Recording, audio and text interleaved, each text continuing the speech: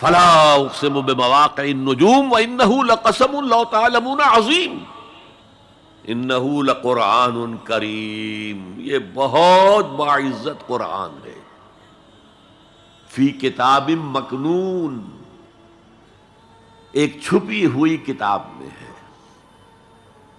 لا یمسہ الا المطہرون، اسے چھو ہی نہیں سکتے مگر انتہائی پاک ہستیاں۔ اس کے کیا معنی ہے؟ پہلی بات تو ہمیں معلوم ہو گئی، مراد فرشتے ہیں، بے ایدی سفرۃ کرام بررہ، اسی کی شرح ہو رہی ہے نا۔ اسی سے ایک فقہی مسئلہ نکالا گیا کہ بغیر وضو کے ہاتھ نہ لگاؤ، لیکن اس کا اصل مفہوم کیا ہے وہ سمجھیے۔ قرآن کی روح تک کوئی نہیں پہنچ سکتا جب تک کہ تزکیہ نفس نہ ہو گیا۔ اگر حب مال، حب دنیا، حب جاہ، حب شہرت، اگر یہ تمام محبتیں دل سے نکل نہ جائیں تو قرآن کی روح تک آپ کی اپروچ نہیں ہوگی۔ مولانا روم نے کہا ہے، اگرچہ ذرا میں سمجھتا ہوں کہ انہوں نے بہت سخت الفاظ استعمال کیے ہیں، ماز قرآن مغزہا برداشتے استخاں پیش سگاں انداختے، ہم نے قرآن سے اس کا مغز لے لیا ہے، جو ایسنس ہے وہ کھینچ لیا ہے، ہڈی کا گودا جو ہے وہ ہم نے نکال لیا ہے، ہڈیاں ہم نے پھینک دی ہیں کتوں کے سامنے جو لڑ رہے ہیں۔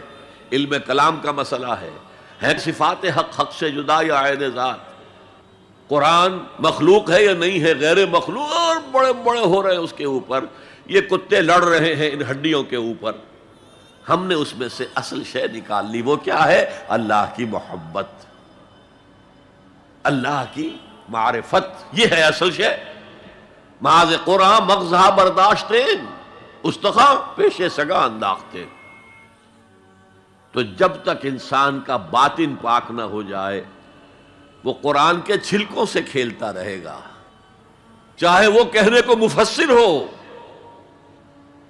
قرآن کے باطن تک کبھی نہیں پہنچے گا۔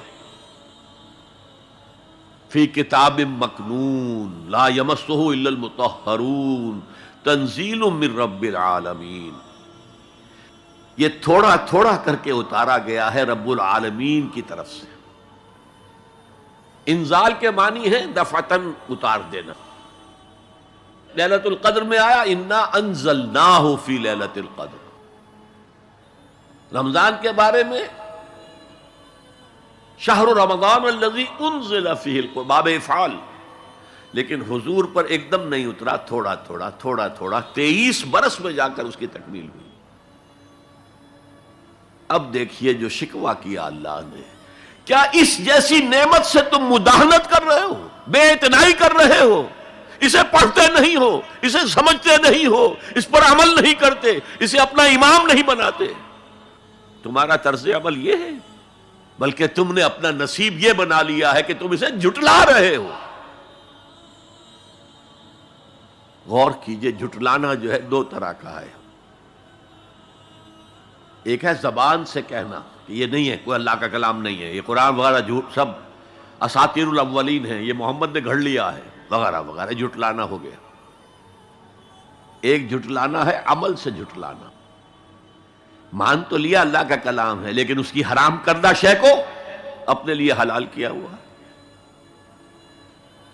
حدیث نبوی ہے ما آمن بالقرآن من استحل محارمہ، اس شخص کا قرآن پر کوئی ایمان نہیں ہے جو اس کی حرام کردہ چیز کو اپنے لیے حلال ٹھہرا لے۔ اس اعتبار سے غور کیجئے، اور اس کی مثال بھی دی ہوئی ہے سورہ جمعہ میں، مثل الذین حملوا التوراۃ ثم لم يحملوها كمثل الحمار يحمل اسفارا بئس مثل القوم الذین کذبوا بآیات اللہ واللہ لا يهدی القوم الظالمین۔ مثال ان لوگوں کی جو حامل تورات بنائے گئے تھے اور پھر انہوں نے اس کی ذمہ داری کو ادا نہیں کیا، اسے قائم نہیں کیا، اس کے احکام پر عمل نہیں کیا۔ جیسے فرمایا ہے سورہ اعراف میں قل یا اہل الکتاب، کہہ دیجئے اے نبی صلی اللہ علیہ وسلم، اے کتاب والو، لستم علی شیء حتی تقیموا التوراۃ والانجیل وما انزل الیکم من ربکم، تمہاری کوئی حیثیت ہماری نگاہ میں نہیں ہے، تمہارا منہ نہیں ہے کہ ہم سے دعا کرو جب تک کہ تم تورات اور انجیل کو اور جو کچھ نازل کیا گیا تمہاری طرف اسے قائم نہیں کرتے۔ آج اللہ ہماری دعائیں نہیں سنتا،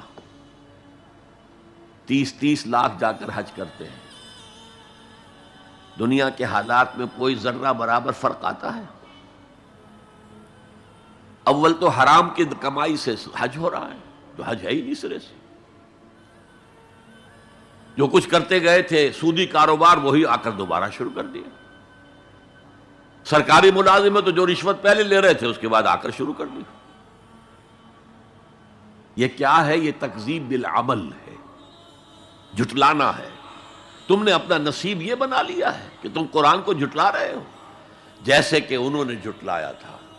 مثل الذین حملوا التوراۃ ثم لم يحملوها كمثل الحمار يحمل اسفارا، ان کی مثال ان گدھوں کی سی ہے جن پر کتابوں کا بوجھ لاد دیا گیا۔ مکالمات فلاطوں، گٹھڑی باندھ کر گدھے کے اوپر رکھ دیجئے تو کیا وہ واقعی منطقی اور فلسفی بن جائے گا؟ یہ مثال اللہ دے رہا ہے۔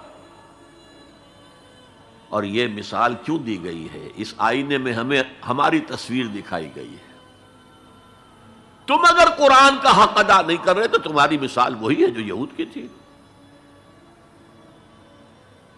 بئس مثل القوم الذین کذبوا بآیات اللہ، بری مثال ہے اس قوم کی جس نے اللہ کی آیات کو جھٹلایا۔